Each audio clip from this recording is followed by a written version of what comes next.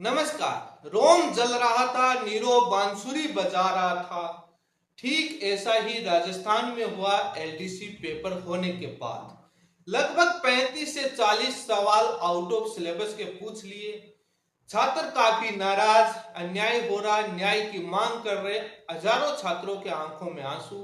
यूं कहें तो रोम जल रहा था, लेकिन नीरो बांसुरी बजा रहा था। ट्विटर पर लगातार बांसुरी बजा रहा था नीरो। कह रहा था कि सब कुछ सही है, कोई गलत नहीं हुआ, नजरिया गलत है, कोई सिलेबस से बाहर नहीं। ये कहावत तो फिट बैठती है। पता नहीं कौन सा नशा करता है देश देश देश। ये सब सोशल मीडिया पर लिखा जा रहा है। कोई बड़ा आंदोलन क्यों नहीं हो रहा? क्यों नहीं बड़ी बड़ी रैली रेला निकाला जा रहा? 1000 फुट 1100 फुट का ज्ञापन दिया जा रहा? क्यों पत्र नहीं लिखा जा रहा? वाही वाही लूटने वाले कहां बिलों में छुपे हुए हैं? चुपके चुपके से मिलकर चुपड़ी चुपड़ी बातें करके आ जाते हैं बोर्ड के अंदर। विरोध कहां है? आज इस वीडियो में कई महत्वपूर्ण सवालों पर चर्चा करूंगा। वो सवाल कौन से? सबसे पहले तो वो सवाल पूछे और कई महत्वपूर्ण आगे बोर्ड के द्वारा होने वाली भविष्य की परीक्षाओं पर सबसे बड़ा प्रश्न चिन्ह खड़ा हो रहा है। अब कोई सिलेबस का महत्व नहीं रहेगा। जब राजस्थान कर्मचारी चयन बोर्ड के अध्यक्ष आलोक राज ने 14 अगस्त 2024 को एक ट्वीट किया है। वो ट्वीट क्या किया? उस ट्वीट का यदि अर्थ निकाला जाए तो आगे होने वाली बोर्ड की किसी भी परीक्षा में जो जारी किया गया सिलेबस का कोई महत्व नहीं, कुछ भी पूछा जा सकता है। वो कैसे, उस विश्लेषण को जरूर देखिए। लेकिन सबसे बड़ा ये सवाल ये है, जो 8 से 10 सवाल जो इस वीडियो में उठाऊंगा वो आप जरूर देखें और इन सवालों को सोशल मीडिया पर इतना शेयर करें इस वीडियो को कि वो कर्मचारी चयन बोर्ड जवाब दे। कौन जिम्मेदारी? वैसे मैंने कई बार सवाल पूछे, महत्वपूर्ण सवालों का आज तक जवाब नहीं मिला। वो घसीटा पसीटा सरकारी जवाब आता है, वो कौन सा है? लेकिन जो महत्वपूर्ण सवाल, बड़े महत्वपूर्ण सवाल हैं, सबसे पहले उन सवालों पर चर्चा करते हैं, उसके बाद विश्लेषण करते हैं। छात्र एक गलती करे तो गलती करते ही उसको नोटिस थमा दिया जाता है, जवाब मांग लिया जाता है। आप तो राजा हैं, आपको नोटिस छात्र थमा नहीं सकते, कोर्ट का माध्यम है, वहां सालों साल मामला अटक जाता है। बड़ा गंभीर सवाल है। वो नेता कहां है जो हर बार वाही वाही लूटने आते हैं? अब वो बेरोजगार नेता कौन से बिलों में छुपे हुए हैं? क्यों धरना प्रदर्शन आंदोलन नहीं हो रहा? क्यों 1100 फीट का ज्ञापन नहीं दिया जा रहा? क्यों पत्र नहीं लिखा जा रहा? ये अन्याय नहीं? क्या वो इतना ही काम करते हैं कि जो चलती हुई गाड़ियों पर सवार होते हैं खबर ले लेते हैं कि सरकार कौन सा काम कर रही है, क्या नियम बन गए, उनके लिए अपनी वाही वाही लूटने के लिए सोशल मीडिया पर आ जाते हैं? या वो सबसे बड़ा सवाल ये भी है कि जब सरकार या बोर्ड, ये बोर्ड अपनी इस तानाशाही पर आ रखा है, उसके पास प्रेम से जाकर के बात करके आने से क्या बोर्ड इस बात पर मान लेगा? क्या 50% महिला आरक्षण के अंदर माना था? चुपड़ी चुपड़ी बातें करने से, मिलने से, उस विरोध से सरकार पीछे हटी। क्या चुपड़ी चुपड़ी बातें करने से बोर्ड मान लेगा? आगे नहीं करेंगे? क्या है ये मीठा मीठा मसाला? क्या संगठन बना रखे? क्यों धरना प्रदर्शन आंदोलन नहीं होता? इस देश को आजादी आंदोलन से मिली है। विरोध और प्रदर्शन के बिना कभी सरकारें झुकी नहीं है, इतनी इस अपनी तानाशाही पर रही है। ये ब्यूरोक्रेट्स का यही तो मामला है। सुप्रीम कोर्ट ने पीछे टिप्पणी की थी कि ये मामला जो सुप्रीम कोर्ट तक, हर मैटर को, छोटे से मैटर को हाईकोर्ट से लेकर सुप्रीम कोर्ट तक क्यों लेकर आते हैं? अधिकारियों के पीछे इसकी मंशा बताई थी सुप्रीम कोर्ट ने। यही तो एक तानाशाही है, और क्या है? क्यों आवाज नहीं उठती? क्यों वो ज्ञापन नहीं दिया जाता? या चलती हुई गाड़ियों पर ही सवार होने का काम, वाही वाही का काम लूटा जाता है? क्यों धरना प्रदर्शन आंदोलन नहीं होता? सबसे बड़ा गंभीर सवाल है। यदि आप मेरे चैनल पर पहली बार जुड़े हैं तो चैनल को सब्सक्राइब करें ताकि लेटेस्ट जानकारी आपको मिल सके, तमाम मुद्दों पर जानकारी मिल सके। और एलडीसी भर्ती की कट ऑफ को लेकर एक वीडियो बनाया हुआ है। आगे नया विश्लेषण करके एक नया वीडियो और आएगा। अभी विश्लेषण जारी है, उस वीडियो को देखिए क्या कट ऑफ रहेगी टाइपिंग के लिए। बाकी आगे का और आएगा एक वीडियो विश्लेषण कर। क्या राजस्थान कर्मचारी चयन बोर्ड आउट ऑफ सिलेबस के लगभग 35 से 40 सवाल जो पूछे गए उन सवालों को डिलीट करेगा या बोनस मिलेगा? ये सवाल कौन से और सिलेबस के आधार पर कैसे बाहर है, इस पर भी शॉर्ट चर्चा करूंगा। ये सबसे बड़ा सवाल है। दूसरा सवाल बोर्ड का आता है कि बोर्ड का अध्यक्ष कहते हैं मीडिया में, ट्विटर पर, कि यदि आपको लगता है तो आपत्ति लगाओ, कमेटी एक्सपर्ट चर्चा करेंगे, नियमों के तहत हम उन पर देखेंगे, डिलीट हो जाएंगे। 35 सवालों पर 40 सवालों पर आपत्ति क्या फ्री में लगती है? पैसा नहीं लगता। ये बेरोजगार इतना पैसा कहां से लाएंगे, इस पर भी चर्चा करूंगा। क्या बोर्ड ने इनकम का जरिया बना लिया कि आय करो, इनकम बनाओ, जान। अब अगला सवाल आता है, क्या बोर्ड जानबूझकर गलत पर्सन, त्रुटि युक्त, खामी वाले पर्सन या आउट ऑफ सिलेबस पर्सन डालना चाहता है ताकि बोर्ड की इनकम हो जाए और आपत्ति लग जाए? सबसे बड़ा सवाल।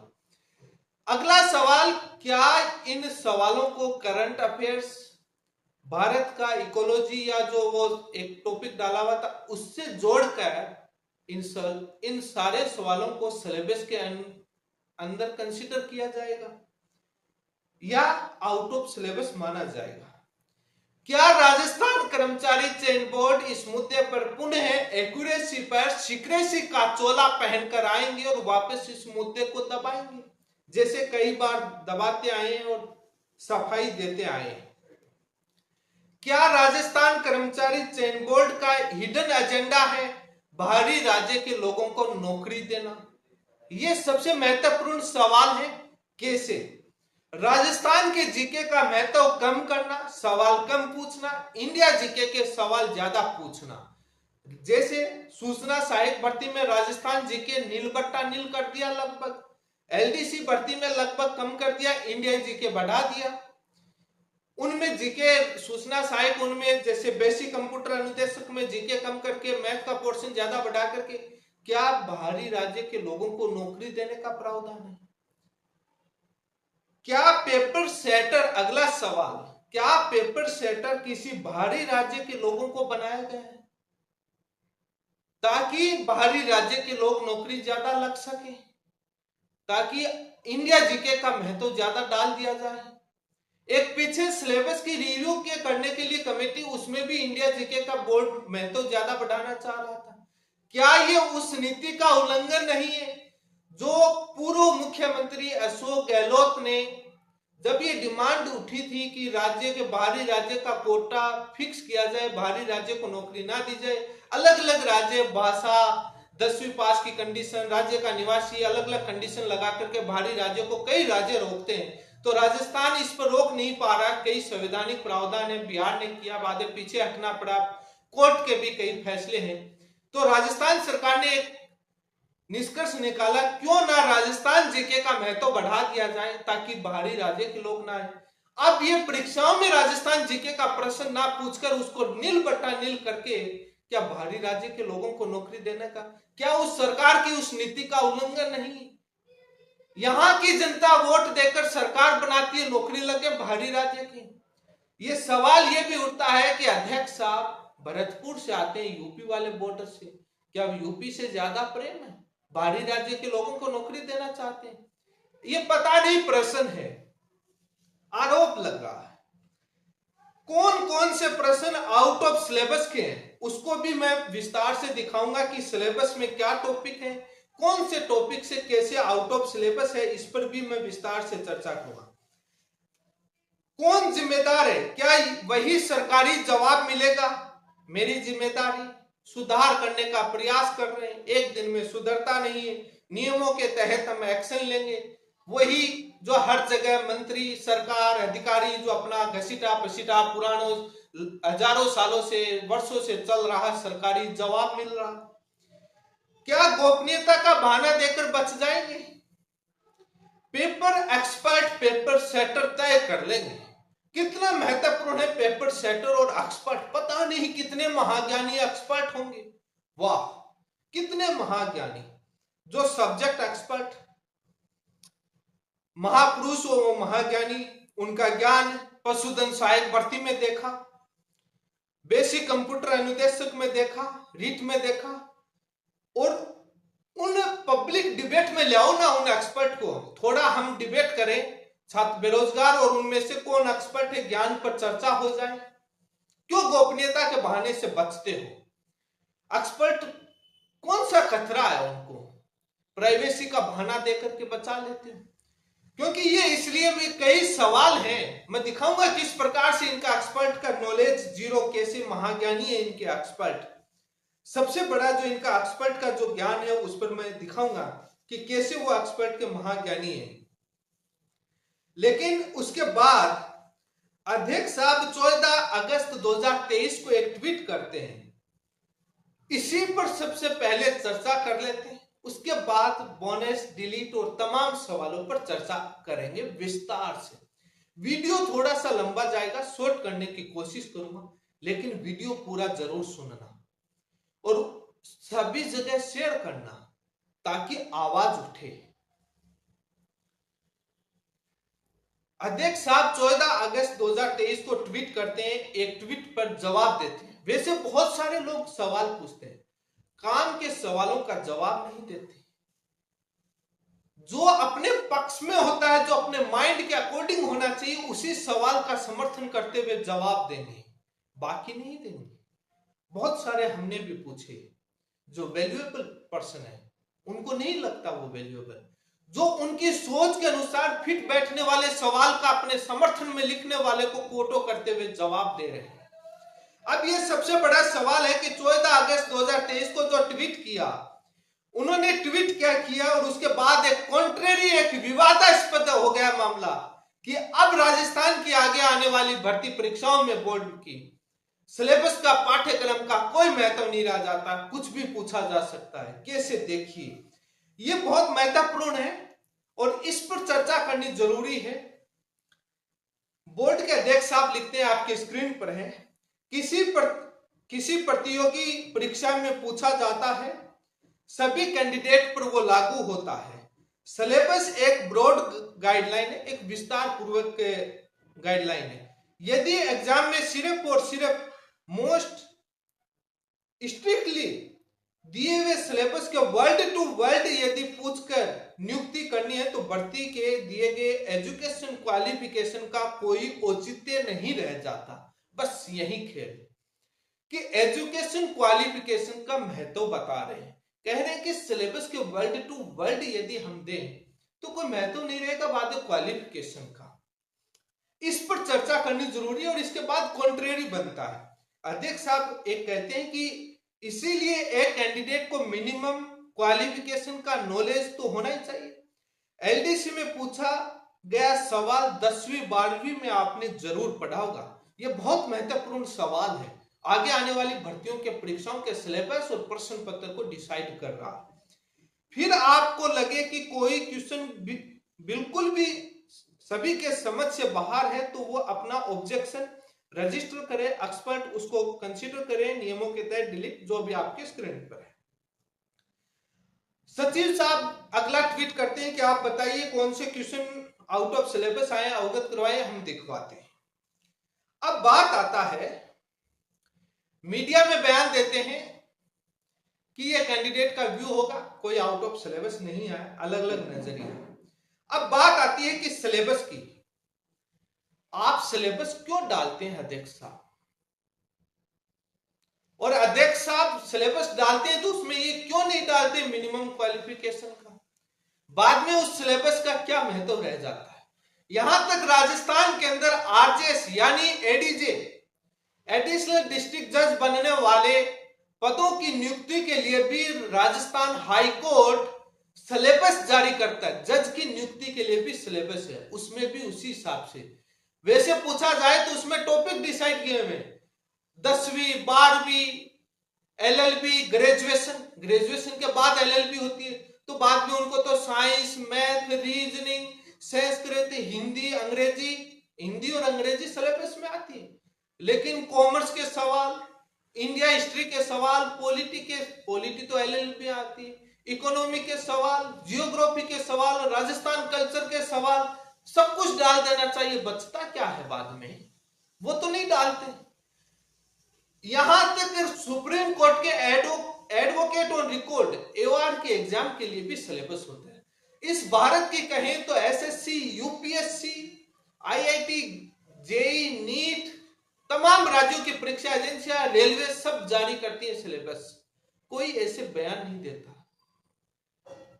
किसी ने लिखा था कि जब किसी देश या प्रदेश का राजा बुद्धिहीन हो, अनपढ़ हो, तो उस प्रजा का क्या हाल होगा, वो राजा तानाशाही बनेगा।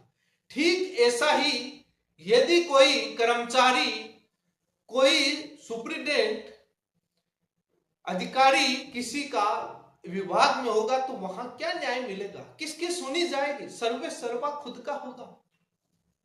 जब अनपढ़ राजा बन जाए तो क्या होगा, ये अनपढ़ के जैसे काम नहीं है तो क्या हुआ। कोर्ट की भाषा में कहें तो एप्लीकेशन ऑफ माइंड, अपन कह देते हैं common sense, mind of application तो लगाइए कि आप 10वीं 12वीं के कैसे आधार जोड़ रहे हैं। इसी पर चर्चा कर लेते हैं, उसके बाद बाकी सवाल पर आते हैं। शॉर्ट पर आपको वैसे जानकारी होगी। 10वीं 12वीं के नॉलेज की बात करें, एलडीसी की योग्यता 12वीं पास थी कि आपने 10वीं 12वीं में पढ़ा होगा। अध्यक्ष साहब, परीक्षा देने वाले छात्र वो हैं जिन्होंने राजस्थान के पाठ्यक्रम के हिसाब से 10वीं 12वीं की परीक्षा लगती थी। आज एनसीईआरटी का सिलेबस फॉलो होता है, पहले बोर्ड का अलग से सिलेबस होता था, उसमें कोई इतना महत्व नहीं होता था। इंडिया जीके का, वर्ल्ड हिस्ट्री का, वर्ल्ड जीके का, इंडियन हिस्ट्री का, कोई इतना, राजस्थान का ज्यादा फोकस रहता था। मैं भी पढ़ा, इवन हमारे तो ऐसा नहीं था, 9वीं 10वीं हमने पढ़ी थी, और 11वीं 12वीं में साइंस ले लेता है। जो आर्ट वाला है वो तो पढ़ लिया, साइंस वाला तो फिजिक्स, केमिस्ट्री और मैथ पढ़ा। उसने इंडिया जीके, वर्ल्ड जीके कहां से पढ़ा अध्यक्ष साहब, आप सवाल। और साइंस वाला जो केमिस्ट्री फिजिक्स, वो आर्ट वाला कैसे पढ़ रहा। बाद में आपको सवाल कॉमर्स वाले की बात कर रहे हैं कि 12वीं इकोनॉमिक के सवाल, तो साइंस वाले ने पढ़ी थी क्या इकोनॉमिक्स, कॉमर्स पढ़ी थी। बड़े माइंड लगा रहे हो, कॉमन सेंस। और उसके बाद सवाल आता है, उस समय जो आज से 5, 7, 10 साल पहले जिन्होंने 10वीं और 12वीं की थी, उनका बोर्ड की किताबें देखो और आज की देखो, और इस प्रश्नों को मिलाओ, मिल जाए तो। अब इसमें दो पक्ष खड़े कर दिए, जिनका सिलेक्शन हो रहा है वो समर्थन में आएंगे। अब बात आती है, इससे यह तय होता है आगे आने वाली भर्तियों में जिनमें ग्रेजुएशन है, और ग्रेजुएशन आपको मालूम है कि फिजिक्स में, साइंस में, कॉमर्स में, आर्ट में भी तय होती है।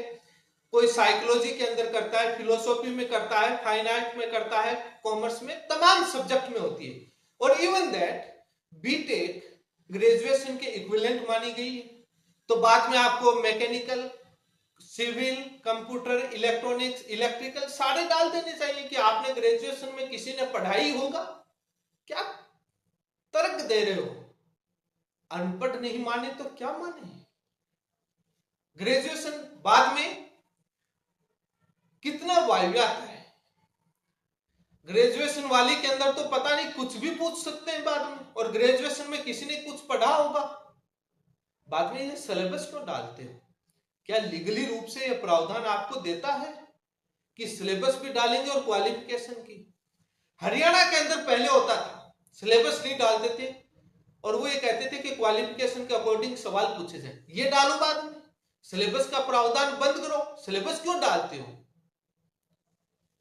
वैसे अध्यक्ष साहब आपसे सवाल पूछें, आप चेयरमैन बने, बोर्ड के अध्यक्ष बने, आपने कौन सी परीक्षा दी थी अध्यक्ष बनने के लिए, वो क्या योग्यता है, आपसे इंटरव्यू में कौन से सवाल पूछे गए,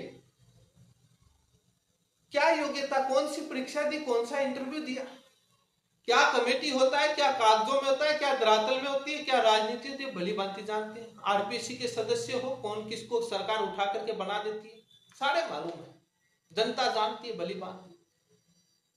आपने कौन से इंटरव्यू दिए, सरकार ने तो नहीं दिया। क्यों ना एक ओपन डिबेट रखी जाए जिसमें आपका नॉलेज और छात्रों का नॉलेज, आपने भी ग्रेजुएशन 10वीं 12वीं पढ़ी है, और इस अध्यक्ष के चेयरमैन के लिए ओपन डिबेट और एक ओपन इंटरव्यू रखा जाए, देखा जाए कि कौन इस अध्यक्ष की कुर्सी के लिए कानून, नियम, भर्ती प्रक्रियाओं के प्रोसेस, नियम सभी को लेकर के एक बहस की जाए और पता लग जाए कौन योग्य है। आपने सारा पढ़ा है, आप 10वीं 12वीं ग्रेजुएशन सारी पढ़ी और आपने मैथ, रीजनिंग, जीके सब पढ़ा है।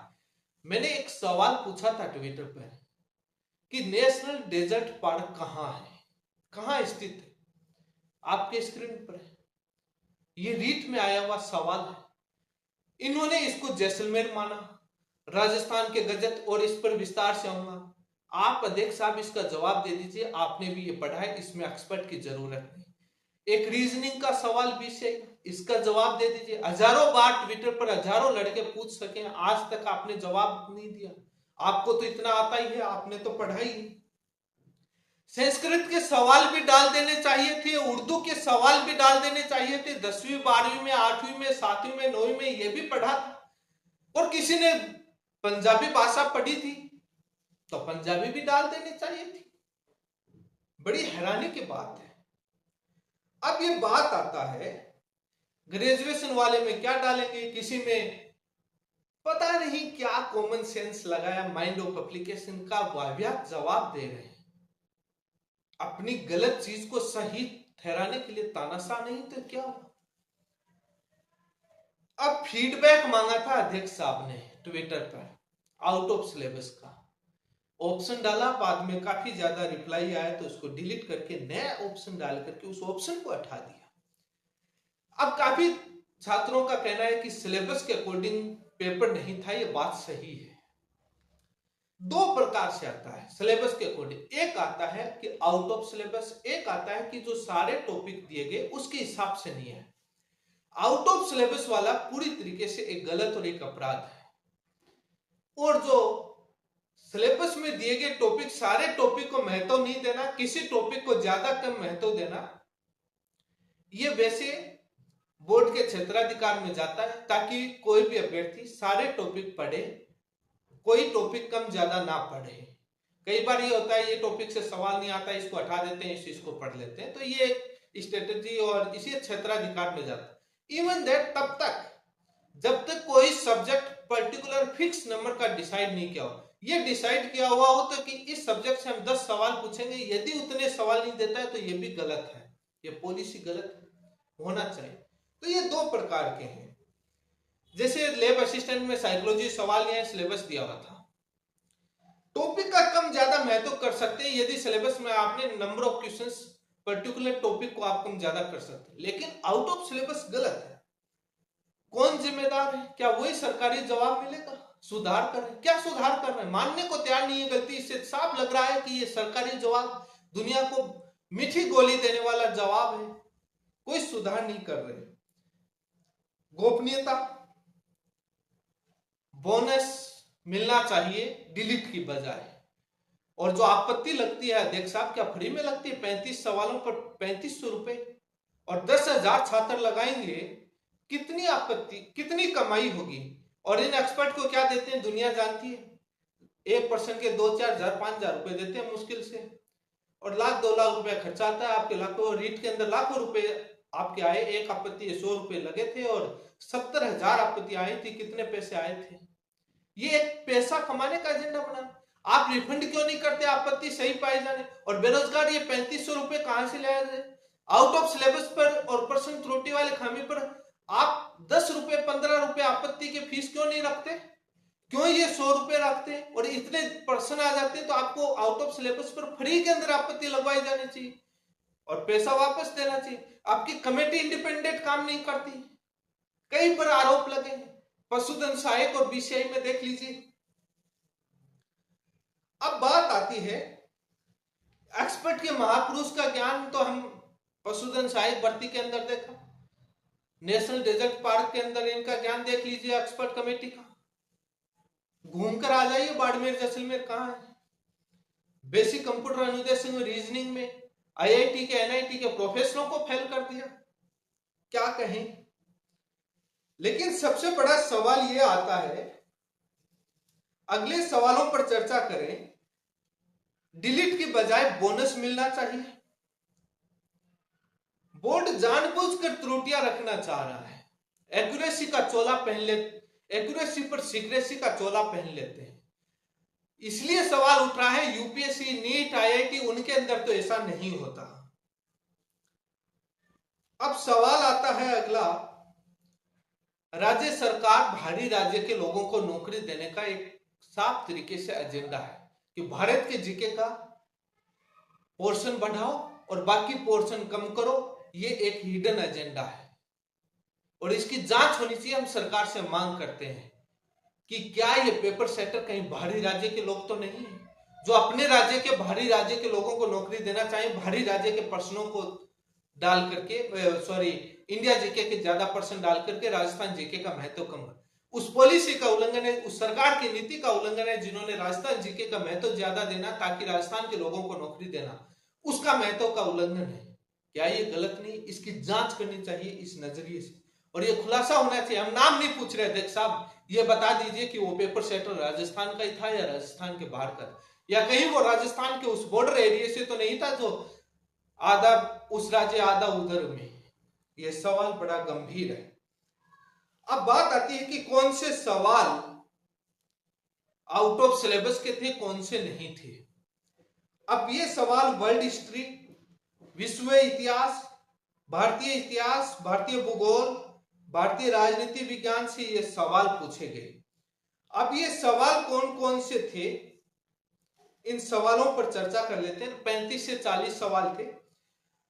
विश्व इतिहास के 6 सवाल, भारतीय इतिहास के 12 सवाल, भारतीय भूगोल के 10 सवाल, भारतीय अर्थशास्त्र के 4 और पॉलिटी के 3, और इस प्रकार से ये सवाल थे।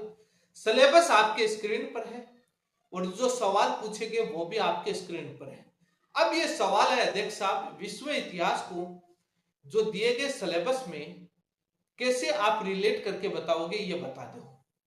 इस भारतीय भूगोल को कैसे रिलेट करोगे, भारतीय संविधान को कैसे रिलेट करोगे, जियोग्राफी को कैसे रिलेट करोगे जो इकोलॉजी के साथ। इसमें माइंड ऑफ एप्लीकेशन लगा करके कॉमन सेंस, बुद्धिहीन ना बनकर बुद्धिमान बनकर बताइए कि ये कैसे किया आपने और ये कैसे रिलेट हो सकता है। नीरो बांसुरी बजाने से नहीं होता है। ये सवाल इसलिए पूछ रहा है किस एंगल से। ओपन डिबेट में आइए साहब, इन बेरोजगारों के साथ लाइव बहस कीजिए कि ये किस आधार पर आपने किया। ये राजस्थान के लाखों और हजारों बेरोजगार छात्र पूछ रहे हैं। आपके उसके ट्वीट के बाद पूरे प्रदेश में ये संदेह छा गया कि आगे आने वाली भर्ती परीक्षा, सीईटी, तमाम परीक्षाओं में आप ऐसे ही तानाशाही करेंगे, बाद में इस पाठ्यक्रम को हटा क्यों नहीं देते।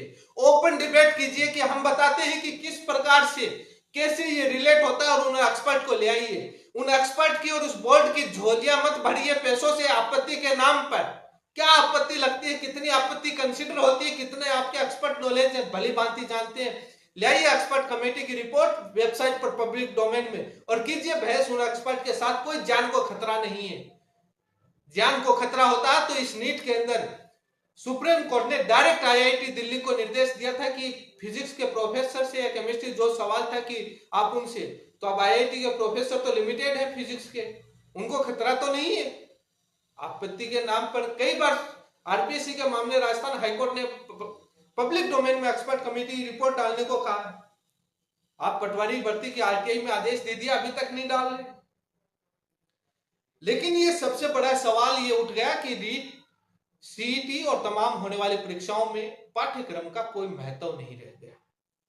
ये सबसे बड़ा सवाल उठ गया। ग्रेजुएशन बीटेक में पता नहीं किस किस में, बाद में तो आप तो सिविल इंजीनियरिंग के सवाल डाल देंगे कि भी ग्रेजुएशन है इक्विवेलेंट। अब आर्ट वाला कैसे करेगा, कॉमर्स वाला कैसे करेगा, बड़े अजीब सवाल है। और वो सिलेबस 10वीं 12वीं का उस समय की बोर्ड की किताबें और आज का एनसीईआरटी का इतिहास मिलान कर लीजिए।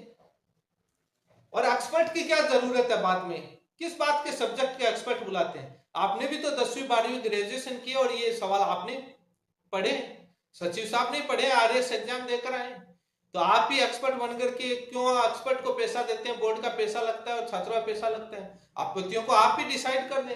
पढ़ा तो आपने भी है, नॉलेज आपको भी है। लेकिन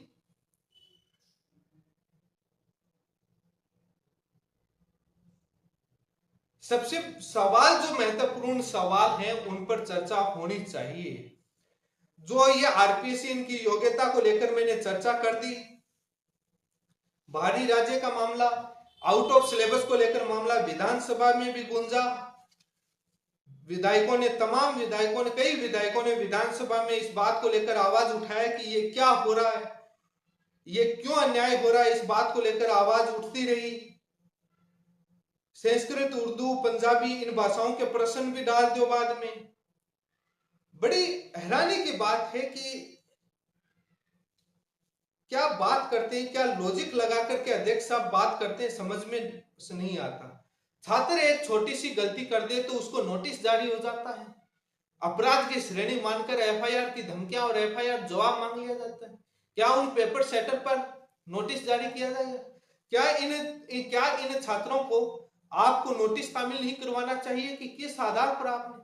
प्रावधान नहीं है, आप सुपीरियर हैं, आप कर सकते हैं, छात्रों के पास प्रावधान है, छात्र कोर्ट में जाओ, वहां क्या होता है भली भांति जानते हैं, तारीखों का खेल चलता है, छात्र तैयारी करे, रोज रोज कोर्ट के चक्कर लगाए, 5-5 साल एक भर्ती का मामला नहीं निपटता, फैसला नहीं आता, कोर्ट पर हम सवाल नहीं खड़े कर रहे। न्याय से देरी से न्याय मिलना भी एक अन्याय के बराबर होता है, और वहां पर बाद में आपका कागजों के अंदर जो चलता है वो भली भांति हम जानते हैं किस प्रकार से चलता है। तो ये तमाम सवाल बोर्ड की कार्यशैली पर खड़े हो रहे हैं। अब ये भी सवाल आता है कि बेरोजगार नेता आंदोलन क्यों नहीं करते, 1100 फीट का ज्ञापन क्यों नहीं देते, कहां गए, क्या कर रहे हैं?